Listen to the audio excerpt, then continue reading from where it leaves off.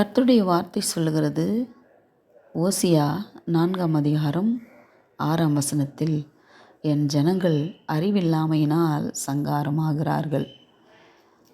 நீ அறிவை வெறுத்தாய், ஆகையால் நீ என் ஆசாரியனாய் இராதபடிக்கு நானும் உன்னை வெறுத்து விடுவேன். இன்னொரு ஹைலைட்டான வார்த்தை என்ன தெரியுமா? நீ உன் தேவனுடைய வேதத்தை மறந்தாய், ஆகையால் நானும் உன் பிள்ளைகளை மறந்து விடுவேன்.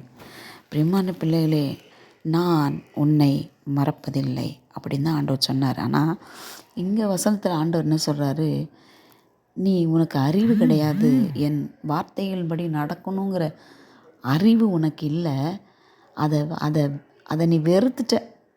எத்தனை பேருக்கு ஆலயத்துக்கு போகிறதுக்கு விருப்பமாக இருக்குது? எத்தனை பேருக்கு ஜெபம் பண்ண விருப்பமாக இருக்குது?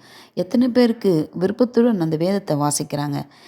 உலகத்தில் வருகிற எல்லா பிரச்சனைகளுக்கும், எல்லா தடைகளுக்கும், எல்லா காரியத்துக்கும் இதில் வேதத்தில் நமக்கு தேவன் ஒரு முடிவை வைத்திருக்கிறார், ஒரு வழியை வைத்திருக்கிறார், ஒரு விடுதலை வைத்திருக்கிறார்.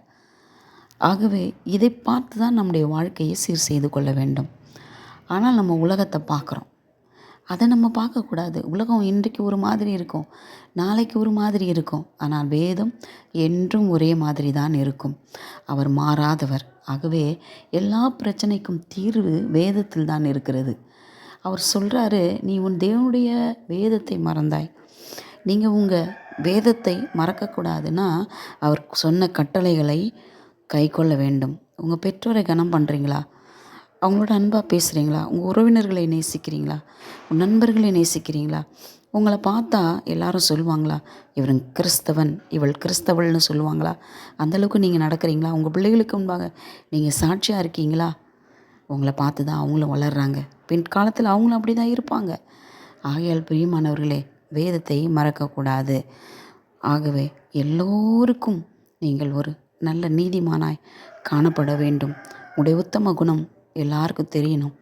ஆகவே அப்பொழுது ஆண்டவருடைய நாமம் மகிமைப்படும். தேவன் உங்களை கட்டாயம் ஆசீர்வதிப்பார். உங்கள் பிள்ளைகளை நீங்கள் மறந்தாலும் கர்த்தர் மறக்க மாட்டார். அவர்கள் எங்கு போய் வாழ்ந்தாலும் அங்கே அவர்களுக்கு பாதுகாப்பை தந்து கிருபையாய் வழி நடத்துவார். சந்ததி சந்ததியாய் தேவன் அவர்களை ஆசீர்வதிப்பார். அவர் தான் சொல்லியிருக்கிறார், நான் அப்படி செய்வேன் அப்படின்னு சொல்லிட்டு. இந்த அறிவெல்லாம் வேண்டான்னு சொல்லி வெறுத்தோம்னா கர்த்தர் நம் பிள்ளைகளை மறந்து விடுவார். மறந்தாலே போதுங்க, அவர் நம்மளை தண்டிக்கணும்னு அவசியம் இல்லை. மறந்தாலே போதும், பிசாசு, பிரச்சனை, போராட்டம் சூழ்ந்து கொள்ளும், பாதுகாப்பற்ற நிலை வரும். ஆகவே வேதத்தை மறக்காதிருங்கள். உங்கள் வாழ்க்கையை சீர் செய்யுங்கள். நீங்கள் போராடி உங்கள் பிள்ளைகளுக்கு பாதுகாப்பு தர வேண்டும் என்ற அவசியமில்லை. கர்த்தராகிய தேவன் இந்த உலகத்தில் உங்கள் பிள்ளைங்க எங்கிருந்தாலும் அங்கே அவருடைய கிருபையை அனுப்பி, தம்முடைய தூதர்களை அனுப்பி அவர்களை பாதுகாத்து அவர்களை ஆசீர்வதித்து கர்த்தர் உங்களுக்கு பிரயோஜனம் உள்ளவர்களாய் வைப்பார்.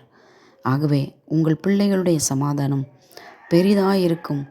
நீங்கள் அவர்கள் குறித்து கவலைப்பட தேவையே இல்லை.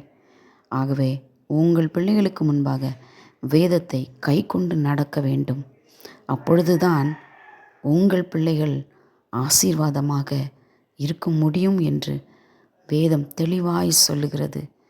உங்களுக்கு இந்த வீடியோவில் சொல்லப்படுகிற அந்த வார்த்தைகளை கேட்பதற்கு போர் அடிக்குதா? இருதயத்தில் விருப்பம் இல்லையா? நீங்கள் இந்த வேதத்தை எடுத்து படிக்க ஆரம்பிச்சிங்கனாலே அதை நீங்கள் கீழே வைக்க மாட்டீங்க. அவ்வளவு காரியங்கள் அதில் எழுதப்பட்டு இருக்கிறது. உங்களுக்கு சுகம், உங்கள் பலன், உங்கள் ஆசீர்வாதம், உங்கள் எதிர்காலம் எல்லாம் இதில் இருக்கிறது. கர்த்தர் உங்களை ஆசீர்வதி.